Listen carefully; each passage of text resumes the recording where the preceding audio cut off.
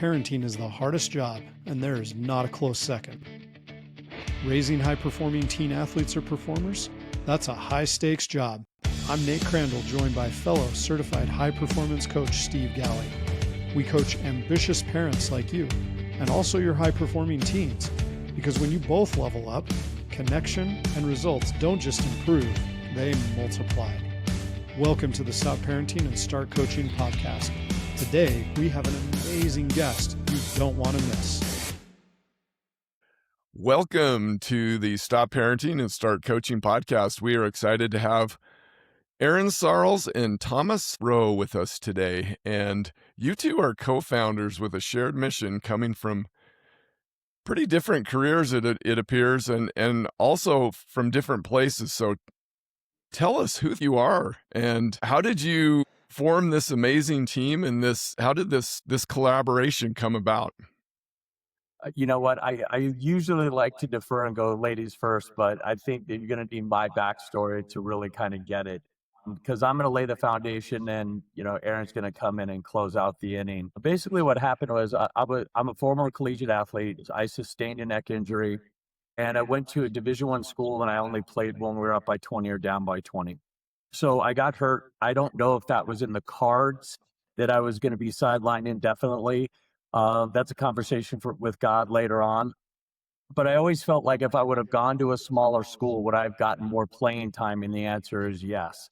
So to play when you're up by 20 or down by 20, it's great to be able to say that you went to a Division I school. But my brothers and I have, and they've got an interesting story. And you asked me about some Marshall Falk, either Steve or Nate. So that's kind of like a little precursor, a little teaser for what's to come up. But I knew that I should have played at a Division II school. So when I moved back to Los Angeles, I started mentoring kids, both young men and women. They all wanted to go to UCLA or USC, but I said, can we get you to a school that matches your skill set? Let's play the long game here. Let's focus on your education. The probability of you going pro or the probability of going to the Olympics is very, very slim. And that worked out really well, working with coaches and working with parents. And everybody was kind of everybody was all aligned. Everybody was drinking from the same hose, so to speak. When I was in college, there was no NIL. There was no transfer portal unless you wanted to sit for a year or drop down to Division II. I went to Arizona, and I cannot say that these guys were getting paid, but there was a lot of future Hall of Famers from Trevor Hoffman to JT Snow, Steve Kerr, Sean Elliott, Teddy Bruschi, Rob Gronkowski. These guys came behind me. I'm not saying they got paid because I have no information on that, but we knew a lot of guys were getting paid under the table, but now with the NIL, everything's out in the open. Like I said earlier, Mark and Matt went to San Diego State. They blocked for Marshall Falk, and that's when I realized, and they were a little bit younger than me, that's when I realized college sports is a business. And I knew what was going on. One of the running jokes was when a new head coach came in, it was Ted Tollner. Al Luginbill just got fired, and Marshall was talking to my brothers. He's like, if I have to learn a whole new offense, I'm going to get paid. And he's like, you're already getting paid. And he goes, I want to get paid more. So that's when he went off to the NFL. So I'm sure this will probably come back to haunt me just saying this. I'll probably get some letter from an attorney, but it's all tongue in cheek. Hopefully everybody has a sense of humor about it. So when Erin and I started working with pro athletes, was when we realized that there was a bigger problem. And that was pro athletes, they spend 4 years in high school to get that scholarship. Then they go to college 2 to 3 years, if that, and they go right into the draft. So they don't actually graduate. They don't have a degree. And then the phone stops ringing on average, 1.5 to 2 years. And then their identity is locked up in their position as well as their sport. And that's when real life issues set in. And they're only 25 years old. They went from making $500,000 to $1 million a year off those contracts. And then now, because they don't have a strong skill set, the only entry level jobs they're being approached with is 50 to 60 grand. That's a huge shock to the system. So when I met Erin, I live here in Denver. I'm a sports performance coach, still working with athletes at all levels to get them ready for either a combine or a camp or get drafted or to get recruited and so forth. When I met Erin about 1.5 years ago, I was telling her a little bit about what I did. And she said, hey, I've got 2 high school athletes, a young daughter and a son. Would you be willing to get on a call? So we got on a call. And at the end of the call, Erin said the kids were off, and she's like, I think we're onto something here. Could I put together a proposal? Could I put together a deck? And here we are a year and a half later, and the business has just been, it's been incredible. The people that we've met, that we've worked with, both Nate, Steve, you two, but we've also worked with some Super Bowl champs, World Series champions. I don't think we would have ever had the opportunity to meet these individuals had we not started this platform, which is Blueprint to Bluechip. And I'm going to turn it over to Erin at this point. I'm like, where do I even jump in? But we do have a very divergent background. Thomas, just so you know, I'm a professional golfer, so you can add that to the list now. Perfect. And Steve's professional at pickleball. So I never played in a Super Bowl. Unfortunately, I never even got an NFL tryout. So That's all right. Yeah.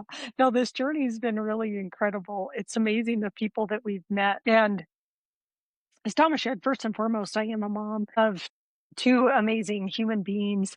And my daughter, she's a senior. She's 18 years old, and she's trying out for softball today at Brighton High School. I'm so super excited for her, her senior year. And then my son is 16 and plays football. And both have aspirations to playing at the next level. And so that's really kind of what sparked the conversation with Thomas. And my background is I spent 25 plus years in corporate America as an executive and as a strategist. And then I actually went back and got my professional certification in coaching and leadership. And so applying all of that in meeting with Thomas, I was like, okay, what I see missing in the market is how do we help develop these young athletes, these young adults into whole people?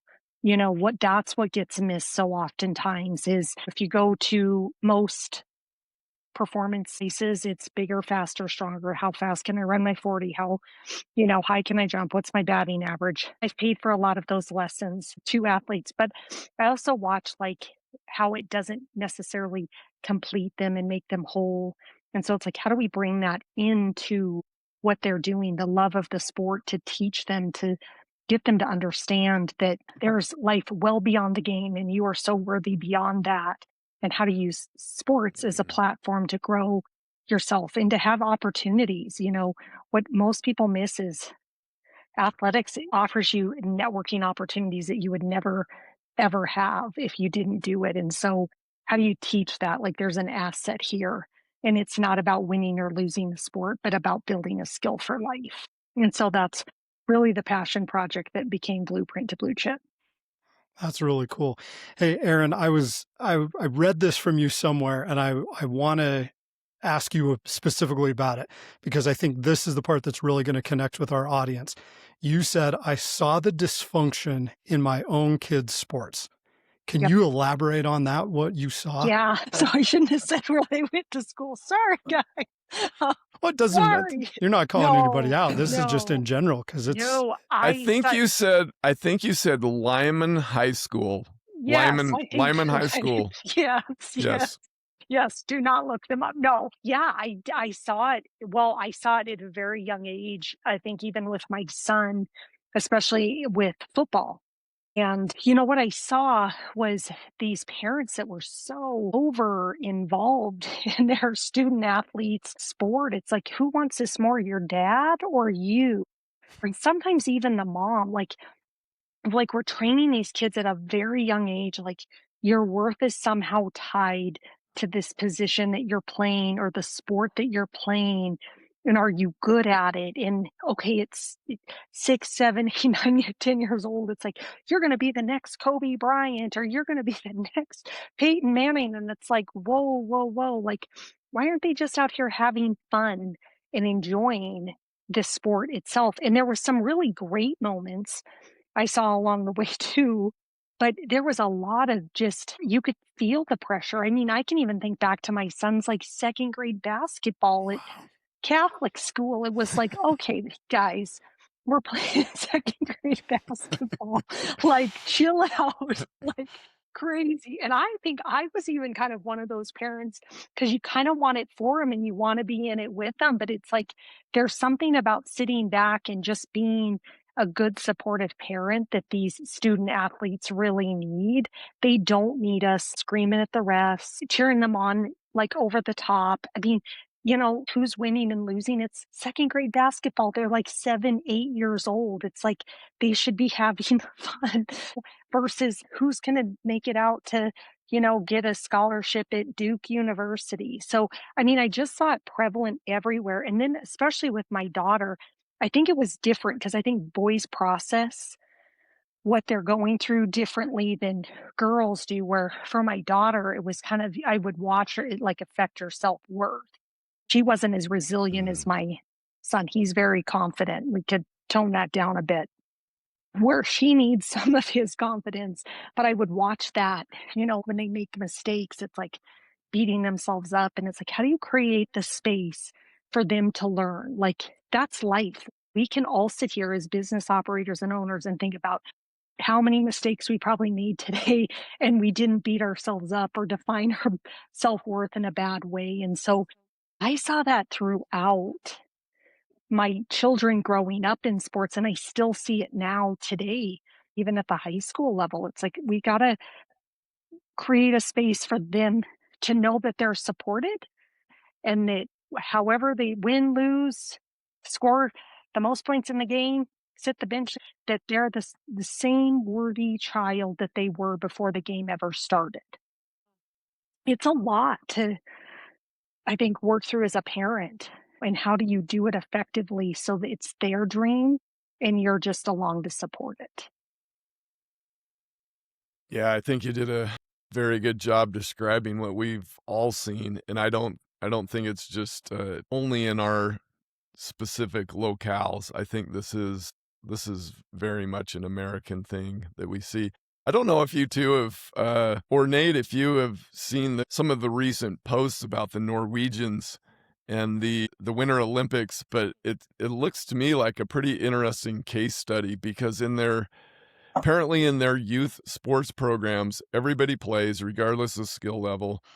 They aren't worried about winning at these younger ages. And if you're going to specialize, so for example, these Olympic athletes that now specialize as adults, they had to try multiple sports. Like you have to play multiple sports instead of this.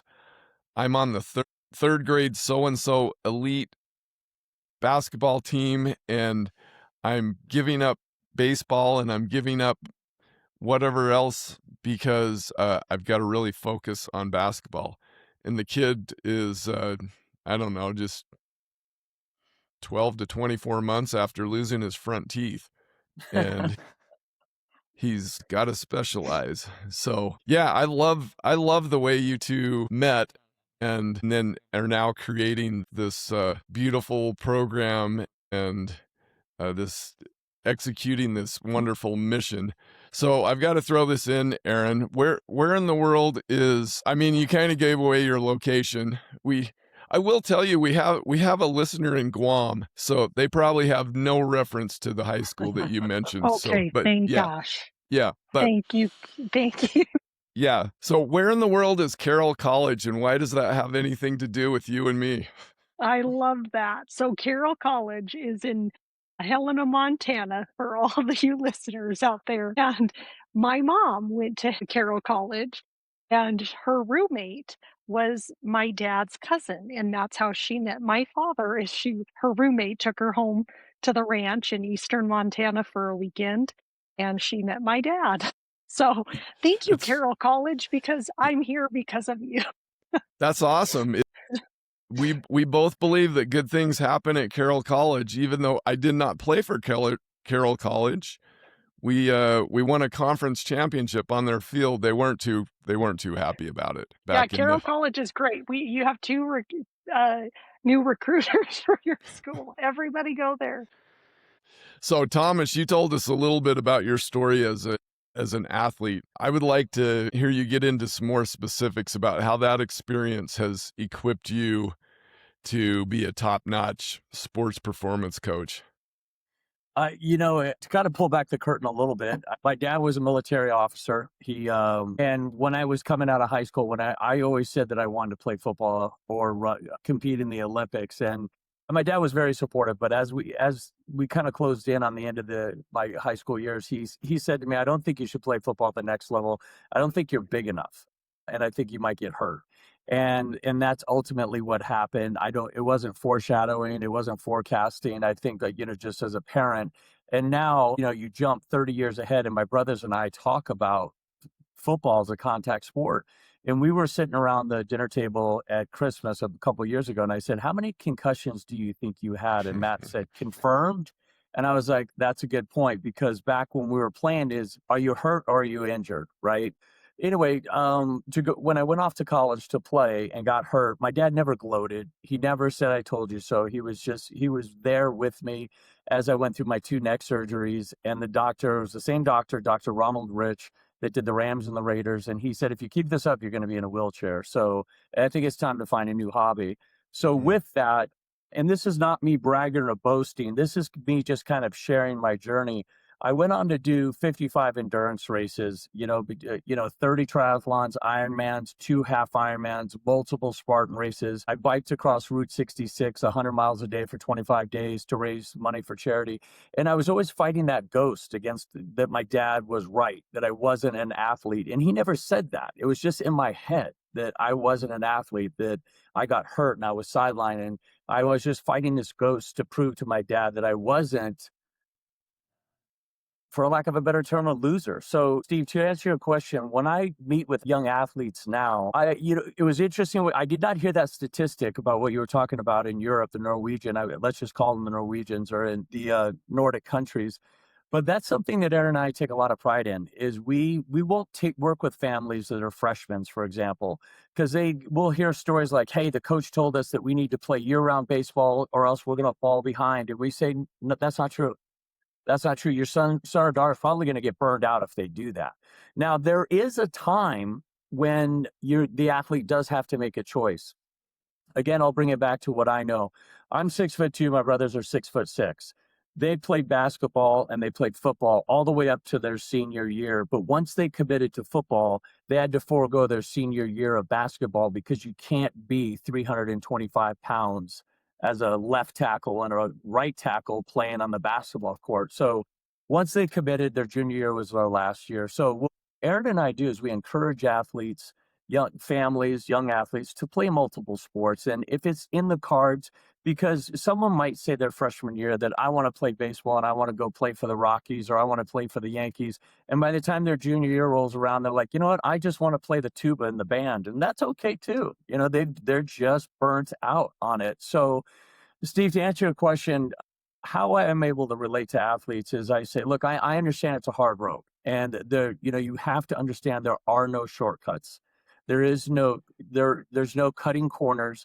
If you want to do this at the next level, even if that means going to Black Hills State up in North Dakota or South Dakota, or going to a Northern Arizona in Flagstaff, you're going to have to do the work. It's even if it's D2 or D3, NAIA, that's what we tell these kids, is you're going to have to do the work. And one of the biggest things Erin and I, and maybe Nate, Steve, you can jump in on this, is we feel like what we've experienced in this younger generation is, for lack of a better term, is soft.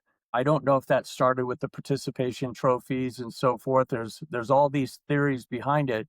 But we realize now that a lot of athletes aren't willing to do the work that is necessary to get to the next level. Yeah, that's such a great point, because it does take so much work to get to that next level, and even to put yourself in the conversation to get there. And a lot of it gets back to this idea of character. This is one of my favorite things about what you guys do with Blueprint to Bluechip and your CADI framework, is that you have this tagline that you're the character architects. And I love that about that. Erin, will you tell us more about what that means to you guys? Yes, absolutely. And Thomas, I obviously want you to chime in as well, but Yeah. we want to develop, when I think of like, what are we here to do? Athletics is just a vehicle to help these athletes truly understand how incredible that they are. Right. So when I think about being a character architect, it really is about helping these individuals step into their I'm going to use terms people may or may not resonate with, but divinity, like they're God-given gifts of who God put them here to be, to realize how great that they are. And I think we have to fight a lot against that in our society and our culture today. And it's like, no, you're incredibly talented. And what's so sad is they get so identified with the sport that they forget that they are so much more than that. They're a son, they're a daughter, they're a sister, a brother, a friend, all of these incredible things. They have many talents that far exceed the field. And it's so important that they remember that and know that and explore that. It's like, what are your hobbies? What do you like to do? We'll get them on there and they'll like, what do you mean other hobbies? It's like, you gotta like other things other than football, okay? Like, there's other things. Wait a minute, hold What up. are they? You know, you got, oh, you like to hunt and fish or read books or, whatever. It's like maybe play other sports. There's so much more. Do you make time to make sure that that part of you gets to do those things that you love? And it's not just like football, or whatever sport we're talking to the athlete about. And so we're really here to help them realize, I think, their greatness, because it translates no matter where you go. If you can be disciplined to show up and do the hard work that puts you in position to excel at an athletic level, high school, college, all of those skills are equally as applicable when you step off the field, but they get so ingrained that they don't know it. And some of the saddest cases that we've worked with are actually the professional athletes that have achieved at the highest level, made it to the 1% of the 1%. And then they're like the most lost when that no longer exists because they had no balance and no perspective beyond what the sport was. So when it ends, they're like, who am I? What do we do? And it's devastating. Suicide rates are 5 times higher in NFL guys than the normal population. And that's just one group. Or like the anxiety, I think it's like 33% of D1 athletes make it D1. 7% of high schoolers make it to college. Smaller percentage makes it to D1. They quit. Like a third of them want to quit after their freshman year because the pressure is so high that they've forgotten the scope of who they are. What are the things you like to study? What are the things you like to do to enjoy life? And when you're enjoying life, you're probably going to be better out on the field or whatever it is you're doing. That's the work that we're doing. We talk about being a character architect, is helping you find the fullest expression of you. Thomas, I wanted to bring you in on this because you've got the sports performance coach approach, and that's kind of how you connected with Erin in the first place. How does character weave into the actual coaching of the sports performance? Where's the connection there for you? Yeah, our core value is character, integrity, and discipline with every step. Whether you step into the weight room, whether you step into the classroom, whether you step into film study.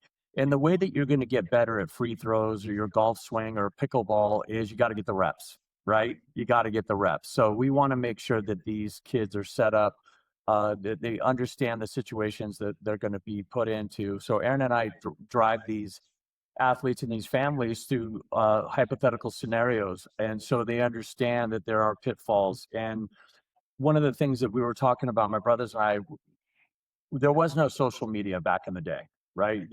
Now, if you make an impulsive decision or you make a careless decision, it goes viral.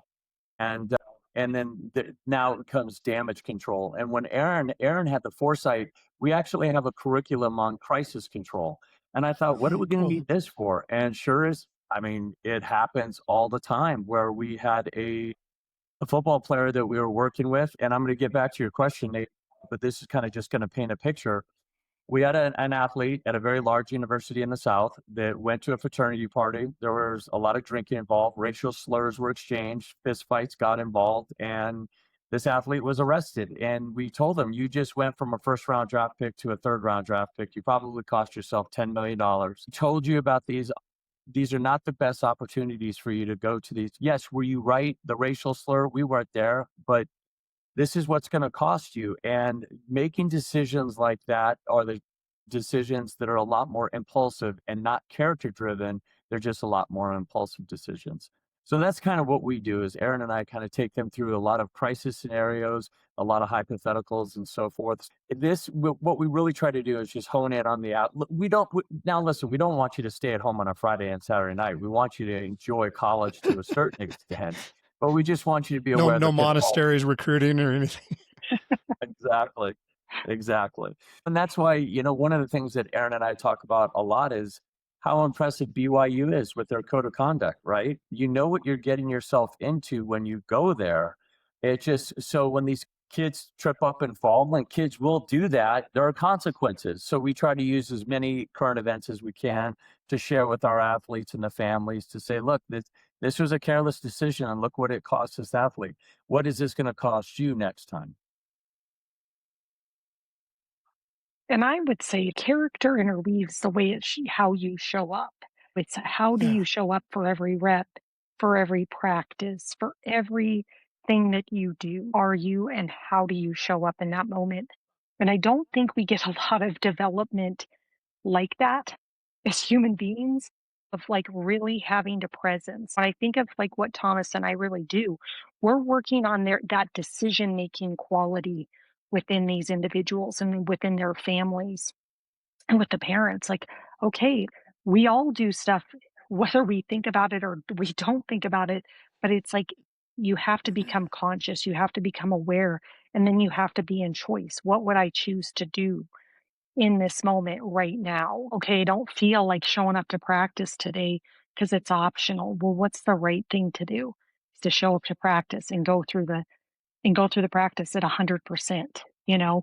So it's like, I think, how do you get people in that decision making mode that aligns with who you want to be? Because who you want to be is a reflection of the choices that you're making.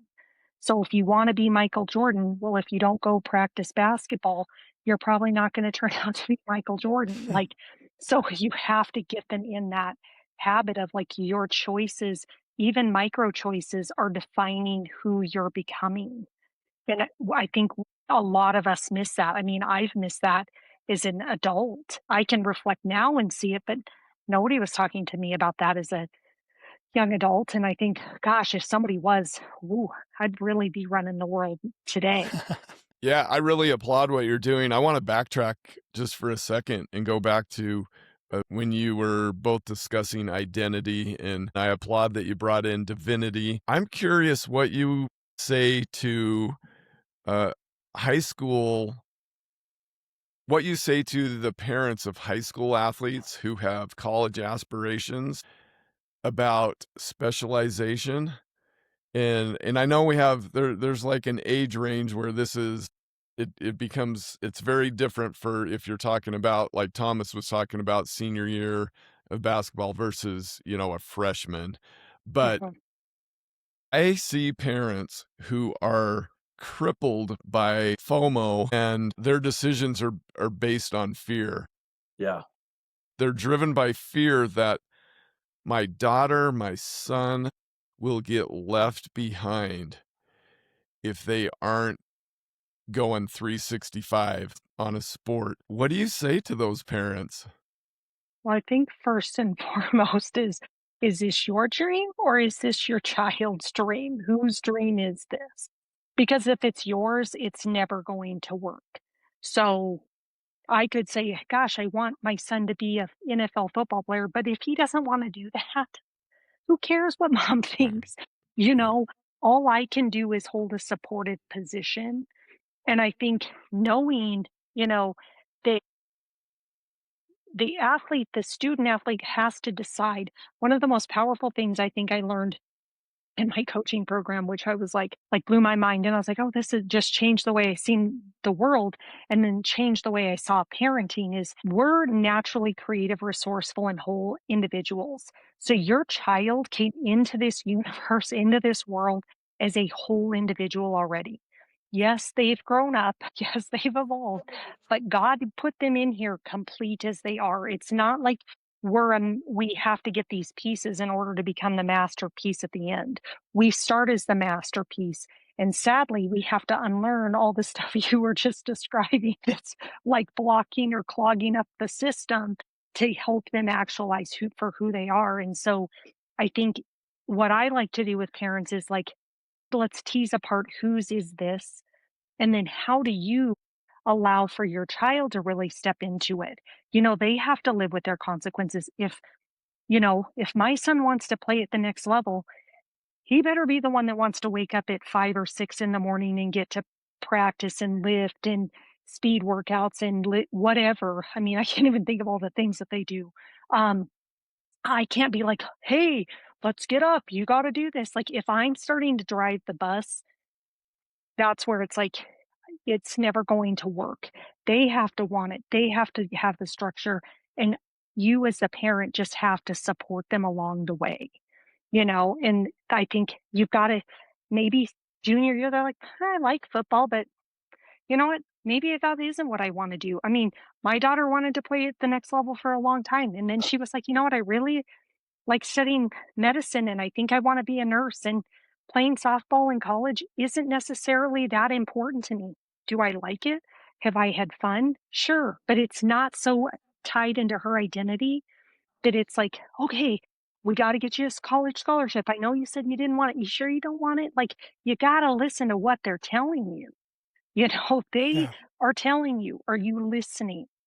And then are you providing the resources based on what they need? But I think most of what we see and we observe and hear about is the parents want it for the kid more than the kid wants it for themselves. Thomas, I want to hear from the sports performance coach. I want to hear from the guy who's on the field, in the gym, in the weight room with very talented athletes. I think people know this. I think people know the danger of just playing one sport Right. as a young person, and yet people continue to fall in this trap. Yeah. Why is it not a good thing physically and emotionally for someone to purposely not play other sports to focus on one? I think that's $1 million question. I think that, that's what Erin and I are trying to dissect now. And what we do is, I think that Erin touched on it. If it's the parents that they're like living vicariously through the kids, it's going to derail. We've already established that. But how we create an ally with the coach is a coach's biggest nightmare is when a parent gets in their ear, right? And coach, how come my son or daughter's not playing? We've, paid $3,000 for the camps and this and that. So what we do is we run interference. And what it is, we talk to Coach Galley and we say, hey, coach, we're working with the Johnson family. To give us a little breakdown on Johnny or Sally, tell us a little bit about their character and about their athletic performance. Then we go to the parents and we say, look, before we get Johnny or Sally on the phone, we just want to share this information with you. Then we get Johnny and Sally on the phone and everybody's aligned. And we just say to Johnny or Sally, look, in order to play for coach, this is what he or she is looking for. And this is what life is going to be like. There are going to be bosses that you don't really like, that you don't really get along with, but you're going to have to toe the line on this one. Just like there's going to be guys on your team that you don't get along with, there's going to be coworkers you don't get along with. What we're trying to do is prepare them for life as professionals in the workforce, not just on the playing field. So basically what we do is we talk to the coach once a month, we talk to the parents weekly, and we talk to the student athlete every day. So everybody's got to be on the same page. That's a very white glove approach that we do. That we have other services that we offer, but I think that is what really keeps everybody in alignment. Because one of the things I can't remember if it was Nate or Steve, you talked about they feel like they're always falling behind. Well, you better have a system. We tell mom and dad to have a system. If you're just shooting for the hip, what is that expression? Shoot, aim, fire, or aim, fire, shoot, aim, something like that. You have to have a system lined up and you have to know exactly what you want to do. We also work with some incredible coaches, position coaches. So if somebody comes to us and they're a wide receiver or a point guard, we get film on these guys, these young men and women, and we dissect it and we break it down, and they get a real life assessment from a coach that is in the trenches. And then what we do is we give them we give them the information that they need to make an informed decision. For example, mom and dad, we're a strong alumni at University of Utah. We want our son and daughter to go to University of Utah, and they're going to play sports there. We as coaches have an obligation to talk to those parents and say, hey, mom and dad, we got to reel it in. They're going to go to Utah, but they're going to sit the bench. And is that what you want? Or could we get them to a smaller school to where they can play the sport they love and maybe just, live vicariously through Utah's accomplishments, but, play their own sport and get a good education. So, Steve, I hope that answered your question, because it's really hard. That's one of the things that we're trying to work on, is just to make sure that the parents, the student athlete, or the coach are all on the same page. And that's where my passion is, because I feel like we can make the most impact on these impressionable young men and women. Well, and I think the one thing I'd kind of add to that, and I think that was really great, Thomas, is I think ultimately it's like, what's your standard at home as a parent? How are you creating an environment to develop an elite athlete? Are you creating an environment where there aren't any excuses? You're not coddling them. How are you creating that standard at home? Because they're going to take that into the world. And so I think that that's an important piece that I think needs to be spoken about. And then I think, we spoke with somebody, and they were an intern over the summer with the MBA, kind of in a coaches program. And one of the things that the MBA is actually very worried about is the repetitive injury, because these kids are specializing so early that they get injured and then they can't recover. Injury is hard, and coming back from that. And so I think have fun. Like, I think sports should be fun until you get to varsity in high school. And then you can go, let's get serious about this. I think it should always be fun, Erin. Yeah, well, all the way. But it's like, Yeah. okay, I want to go and play at the next level. I agree. I think we've lost the element of fun. We've lost the element of joy. You know, let's play, let's bring everybody along. One of my best memories of my son, and this is why I love athletics for my son, is it demonstrates, and I love to reinforce this with him, is he's such a great teammate. And so growing up, he had a guy on his basketball team that had cochlear implants and couldn't hear, and was kind of, when he was definitely not special needs, but just not as equipped as the rest of the kids out on the court. But it was so awesome to watch, because they always kind of took him under his wings. Everybody wanted to pass him the basketball, where it really wasn't about who's going to score more points, or, where they actually really rallied to make that moment special for him when he was out on the court. And so it's like, we have such an opportunity to do more of that, because it gave that kid such a sense of belonging. But it also taught my son, how do you bring people into the fold that have different skill sets in order to contribute? And so we got to have more of those moments. And I think, relax, parents. Wherever your son or daughter is meant to go, they're going to go, and you don't need to worry about that. I know that sounds very simplistic, but God's got them. So no, we love that, and I love the fact that you get to the truth with them.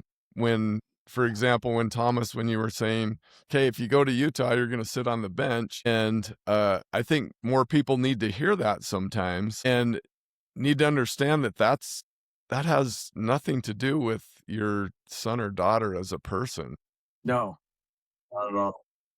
Yeah, Nate and I, we say all the time, all progress starts with the truth. So I really like that part. Nate, I cut you off. That's okay. I just wanted to pull in the idea. Your program is called Blueprint to Bluechip. And within that, you have this CADI framework. And Erin, I love hearing that character development story about your son and learning how to be a leader and be a teammate. How do you weave, tell us about the CADI framework and what that brings into the experience of the athlete? Yeah. So it's character over clout, accountability over excuses, discipline over motivation, and integrity over image. Yeah. Thanks, Tom. But really, what we use it to develop that framework of how are you making your choices? When you think about am I making this choice because it's easy or because it's right? Am I making this choice for me or to please my parents? or a coach or somebody else, like really making them slow down and to think. Because again, I think we get into habits and patterns, and you can get to a point and you look back and you're like, I don't even know I do that. Like I can think about being a people pleaser, and Yeah. it's like just this natural thing that I developed over time. And it's like you want to break out of that as a human being, because it's like, am I doing what's right for me? It doesn't matter who is happy with that. And so we try to use that framework to get them to see things differently. Like we're not, when people are like, "Oh, you're a mental performance coach," it's like, no, we're not out there trying to help them work through the blocks, on the field. We're trying to help them develop the thought process in life, whether they're at the practice field, whether they're in the classroom, like really slowing down their thought process and what they're choosing to do or not do. Why are you doing that? Why aren't you doing that?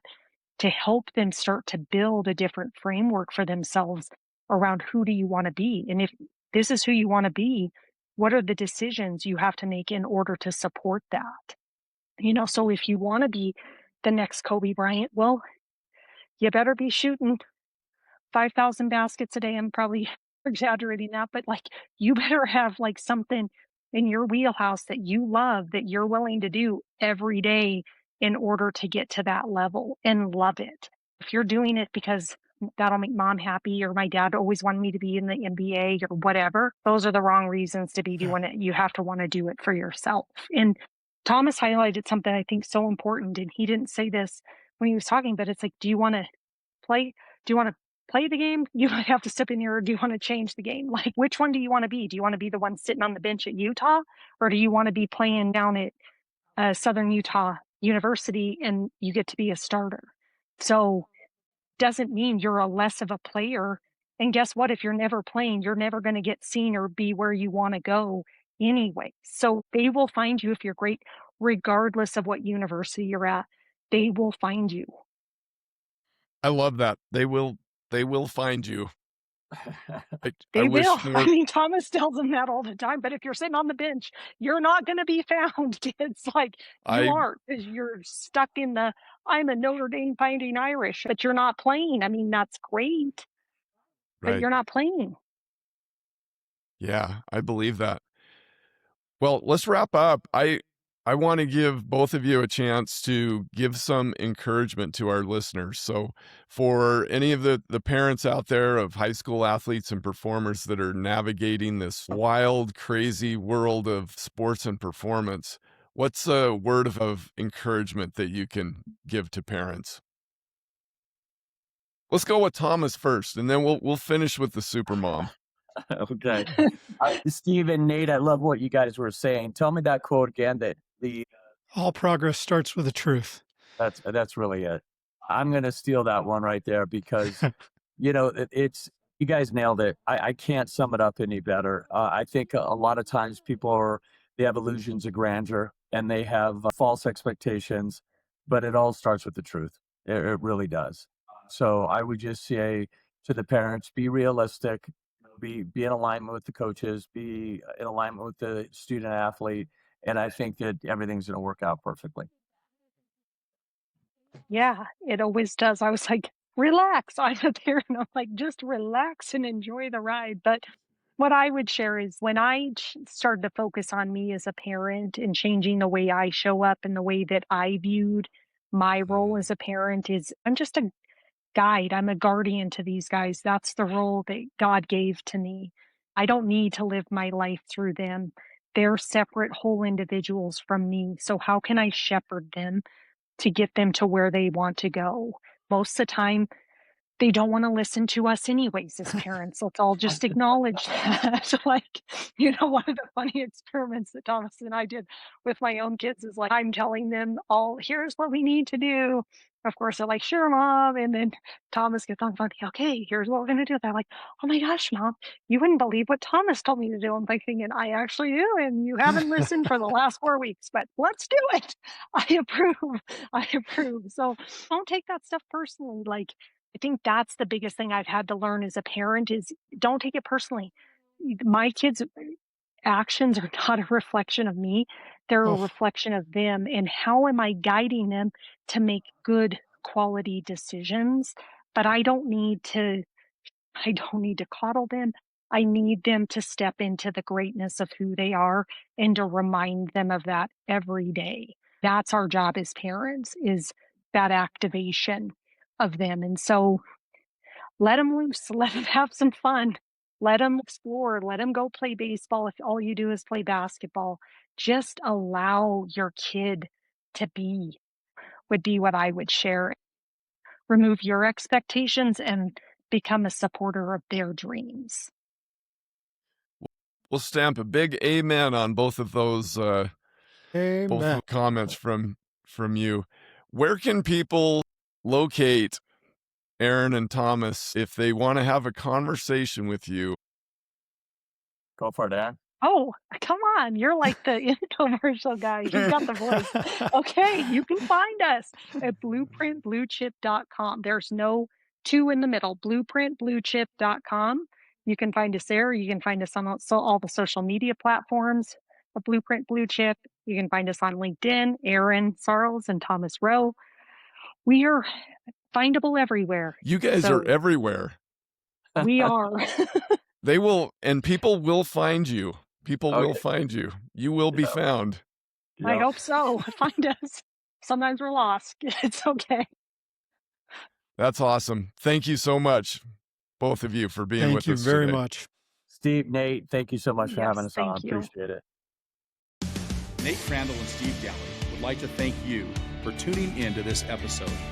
If you love what you're experiencing and learning from the Stop Parenting and Start Coaching podcast, please like, comment, and or leave a glowing review of this episode and the show. And to further help Nate and Steve expand their reach and impact thousands of parents, athletes, and performers, please share the show and subscribe to the Stop Parenting and Start Coaching podcast channel on YouTube.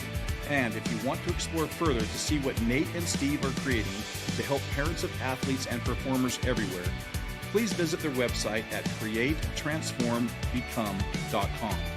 That's createtransformbecome, all one word, .com. There you will find a growing number of tools and resources to help you elevate your parenting.